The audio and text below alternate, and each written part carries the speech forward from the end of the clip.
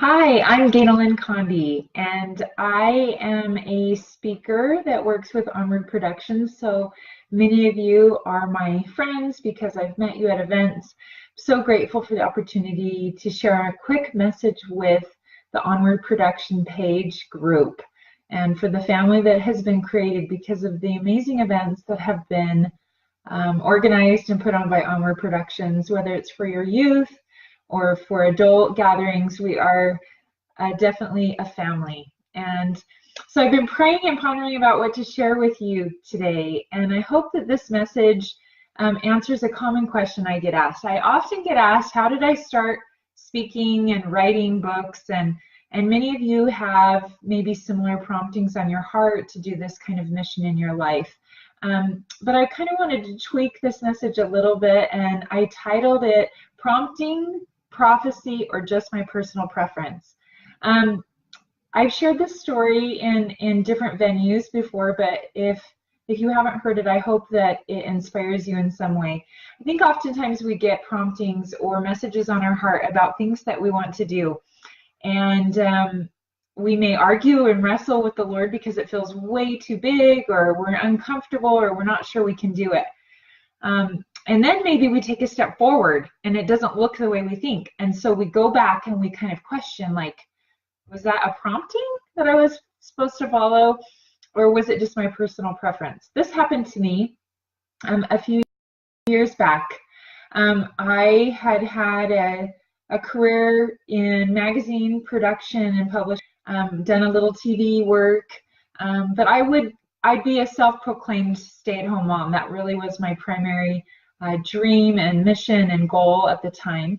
But I did dabble in these other projects, and I remember getting a significant prompting right after leaving the magazine, starting a marketing business with a friend of mine, that it was time to write a book. And I remember telling Heavenly Father, like really arguing with him, that there were too many books in the world. Like if you go on Amazon and you count how many books are in the book category, the world wasn't in a shortage need of books. And I hadn't written a book. I had written columns for a magazine and I had been a magazine editor, but writing a book is somewhat different. But the Lord gave me the title and kept kind of nudging me and kind of showed me a cover and everything. And the feeling wouldn't go away. And eventually, we went through a family experience where my husband lost a job and was unemployed. And all of a sudden, I had kind of a helper with carpool and all that. Maybe you can relate to this. And he was around more. And so this feeling would not go away. And this prompting, I shared with very few people. I shared it with my husband and my previous business partner, and that is it. And for someone like me who is not private, I tend to share a lot about my life. I've always kind of been that way. I find it a way to connect with people because I want to hear your story, and so I share my story in hopes that we can connect. But I had kept this very private in my heart. And so finally, there was this opportunity to have help at home, and in a series of conversations with people within a few months, I wrote the first manuscript of I Can Do Hard Things with God. Well, I had never published a book before, so I submitted it to a publisher and waited and waited and waited. And it's a long process if you've tried to publish, and I got a rejection letter. And I thought, well, you know, all good authors have a good story of rejection, and so I thought, well, this is my rejection story. But I decided to submit it again. So I put together a query package for those of you that understand the publishing world, and I submitted the manuscript to a second publisher. And it was funny, during this time I did share this little kind of project on the side, this private, spiritually led project with another person, a friend. And that was significant because the day I got my second rejection letter, she happened to stop by with a plate of cookies. And I just started to cry, and Jen was so great, and she has a very well-known LDS author father, and so I didn't know that. And so I realized that sharing with her this little personal thing I was working on was important because she was one of the key players that helped me go forward. I kind of wrestled for a while because I thought, well, maybe the Lord wasn't really prompting me. maybe the Lord was wanting me to have the experience. And for those of you that are familiar with the With God books that I write, they're compilation books, which are kind of a different genre. And I had helped people write a story, edit stories, sometimes ghost wrote stories that needed to be written and captured. So I thought, well, maybe the Lord wasn't really wanting me to publish this book. He just wanted the experience for me and for the people involved. And then a good friend of mine who is a well-known New York Times bestseller had the original manuscript. And he contacted me right about the time I almost put it in a drawer and quit. He said, don't quit. This is good. And don't self-publish. And not to take away from self-publishing, because it's a wonderful venue, but for me and for my experience that needed to happen, that was wise counsel. So after a mission in Nauvoo with our family, I had the prompting to do some revisions. I happened to have a friend who had a contact at Covenant. And so she shared that with me one day. I happened to see her in the temple. So we did some revisions, and that was September of 2013. And I submitted the manuscript for I Can Do Hard Things with God for the third time. And I waited. I've shared this story many times.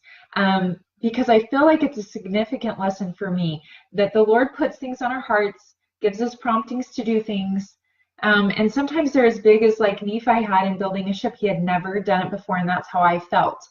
And I love that Nephi went up the mountain to get the instruction he needed to do that project. And so I think my Nauvoo trip and trips to the temple were part of that tutoring process. And as I waited and submitted the manuscript, I thought, you know, I have been obedient to this prompting, but it is not working out the way I thought. And maybe you can relate to that. You're thinking, the Lord has asked me to have a baby. The Lord has asked me to move my family across the country and start a new career. The Lord has prompted me to open a business, and I'm scared to do that, whatever that is. And then you take the steps forward and you have roadblocks, and you're thinking, this is not the way I thought it was going to feel, especially because I'm following God's prompting for me. So I'm going to set my story aside for a minute and share a comparison story from the scriptures, because the scriptures are empowering. They're the truth swords that help us cut through the lies and the distortions. And so as I was thinking about this story, I related it to Joseph, who was the favorite son. If you remember this story, he had a dream and he saw himself as a leader of his brothers, and he mistakenly shared with them, or not mistakenly shared with them, because it was part of the plan that he had this dream, and that made them so angry. And we know the series of events. He gets the best looking coat in town, and his brothers kind of fake his death but throw him in a pit, and then the Ishmaelites come along and they purchase him. The gypsies take him on, and for many, many years he's lost, and his father thinks he's dead. And I wonder if Joseph wondered if this dream, this prompting, was a prophecy, or was it just his personal preference, that it was something that maybe he wanted in his heart and he got confused. We watch as Joseph is tutored. He has all these experiences where he has tutoring happening. He's learning to work with the leaders of the country that he's in. He's learning to interpret dreams, so he's growing in his spiritual gifts.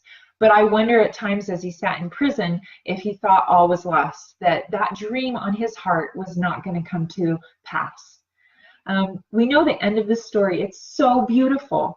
It comes to be that Joseph is exactly where he needs to be to lead and bless his family. He's in another country. He's able to provide for them in the future food. His brothers don't even recognize him. He recognizes them. But he's changed in a way that they don't see who he is. And I love this story because the Lord was preparing Joseph, was giving him a prompting. But through that process, it was in probably Joseph's mind totally frustrated. And yet the Lord was preparing even a bigger mission by removing him from his comfort zone, right? His home and his family, putting him through these series of experiences that prepared him to be actual leader and ruler, and then ending up with him saving his family. I love that story because it's a reminder to me that oftentimes we do have these detours or these stalls in our life journey, in our missions, and we can often feel like we don't trust God's timing, or maybe his promises aren't sure. that's kind of how I was feeling as we pick up my story with that third submission of this book that I really had argued with the Lord over. I had felt insecure about doing it and stretched out of my comfort zone. And the Lord never once said to me, "You're right, just stop." I always kept feeling when I would pray and wrestle, was this really what he wanted me to do? The prompting to keep going forward. So I did. So September 2013, I resubmit for the third time the manuscript. Fast forward, New Year's, Christmas was a hard time for my sister Meg. And in March of 2014, she took her life.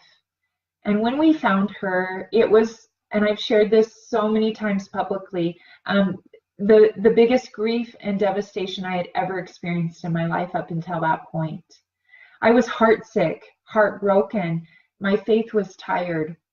And I remember planning her funeral and feeling grief I had never, ever felt before. Struggling to feel like there was a way forward through that grief, but I had 2 kids.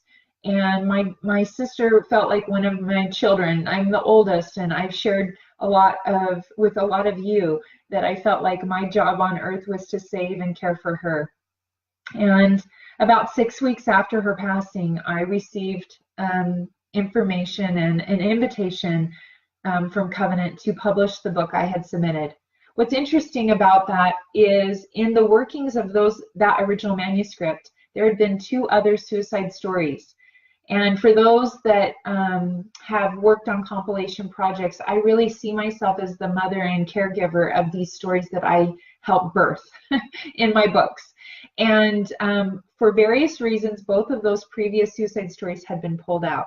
I would never, ever have gotten to the point of finally having a contract to publish this book. And then in that process of caring for someone else's story, pulled their story to replace it with my experience. So in great wisdom, the Lord knew that book, I Can Do Hard Things with God, was not to be published until a missing story had actually happened. That story was my own sister's suicide. And that story has gone on to be a beautiful door opener. It has allowed me to reach across interfaith lines and share an LDS perspective around suicide with other congregations not of the Latter-day Saint faith. It's been a great missionary tool and a healing tool. Just last night, I got a message from someone not of our faith that has lost someone. He lives a very different lifestyle than I do, and on paper it would look like we don't have much in common. But his partner died of suicide 4 years ago, and he happened to find my story that includes Meg's death, and he shared with me that he was able to cry as he heard that story, and that it helped him cry in a way he hasn't been able to grieve previous to this. And I thought, what a beautiful experience to come from a horrific loss in our family. But if I had gone to God at any of those points along the way with the rejection letters that I'd received and the insecurities I felt and the self-doubt that I felt, the Lord probably, in his wisdom, did not tell me why there was a delay. He continued to tutor me. I learned a lot in all of those rejections. I learned a lot in the revisions that I did. And I continued to grow so that I was ready to handle this mission in a different way. And so I share this very personal but kind of public story with you in hopes that it inspires whatever's in your voice and heart to come out. Maybe it's in your heart, maybe it's in your head, maybe it's in your voice. Maybe you're just like ruminating with the thought and you're thinking, I don't think it's really a prompting. I think this is just my preference and maybe my dream, and is it really from God? My invitation to you, as I get asked often, is to start. Just take a step forward and the Lord will guide you. But I've come to know in the last 4 or 5 years of speaking and writing that it doesn't really always look, usually it doesn't look the way you think it's going to look. But if you make the goal to be obedience to a prompting, then I invite you to stay in faith that the Lord has already provided a way forward and out for you. I know Onward Productions started in a similar way. Mandy and Shane Johnson are amazing, beautiful people that have become dear friends of mine. They followed a prompting. They saw a need. They had not done this kind of work before in producing these events. And I'm so grateful for their courage and their faith, their humility in being led. I'm grateful to be associating with them and other amazing speakers and presenters that are united on a similar mission of bringing faith and hope and healing to families and individuals all over the world. And I invite you to consider that even if, like Joseph, you feel sold into Egypt and you feel lost in a pit or in a prison, and that the dreams and hopes that you have read in your patriarchal blessing or felt in your heart seem like they have been lost along the wayside, to have faith and trust in your Heavenly Father and take the next steps forward. Whatever place you're at, embrace the experiences you're having. Those detours are preparing you. And I've come to know also that the God that I love and trust knows the best for me, and His timing is perfect. And even though I usually want things now, immediately, perfectly, put in a little box, put on my doorstep, that the Lord in His wisdom, as all great parents know, is allowing me to know just enough to keep moving forward, because in that process, not only do I come to know Him better, I come to know me better, and that together we are a partnership that can do anything. So thank you for sharing this few minutes with me tonight. I hope that something that I have shared inspires you to keep moving forward on a dream that you've had, like Joseph had, a prompting that you're feeling, a nudge to do something that feels uncomfortable, and that you don't abandon those promptings because they seem too big, or you've had too many roadblocks. Allow the Lord to bring people into your life. The right people came at certain times to help me continue to move forward. But He couldn't reveal to me all of why there was so many delays. What would I have done with that information? What would I have done in prayer on those nights I went to Him and said, are you sure this is what you want me to keep trying to do? He couldn't tell me, yes, be patient, but Meg has not taken her life yet. And for those that are hearing this story that deal with people that they love that struggle with suicide and depression, I in no means want to share this in a way that's triggering to you, because I do believe that we have the opportunity to intervene and support our friends and our family members that struggle. But I also know that in God's omniscience, He knows the beginning from the end. And He has already prepared a way, if you have lost someone with suicide, to get through that grief. He's already prepared a way for those that are going to maybe struggle and want to take their life, to have a detour and an escape route. And maybe you're listening and you have struggled with some of those thoughts. I always take every opportunity in speaking to share a message about suicide. Please stay with us, stay in your body. You're needed and you're loved. We will not be better without you. So if you are listening to this video and you are in that category of people that struggle with depression and anxiety and you're tired, please stay. My life is not better without Meg. Yes, I have worked hard to work through the grief and use her suicide to bless and give hope and opportunity for healing for those that hear me and read what I write. But I would have her back today in a heartbeat if I could have that.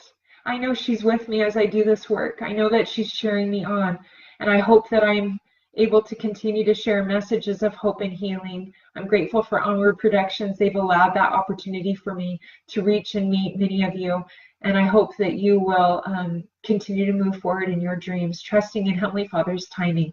You have important work to do here on earth, and maybe your mission looks different. Maybe it's not going to be on a stage. Maybe it's not going to be in an operating room. Maybe it's going to be in a kitchen, cutting peanut butter and jelly sandwiches tomorrow for your kids and helping them through their homework. I love that all of our missions are important. We're all needed in building the kingdom and gathering Israel. And thank you. I send you my love. I hope to see you at the next Onward Productions event. Thank you so much.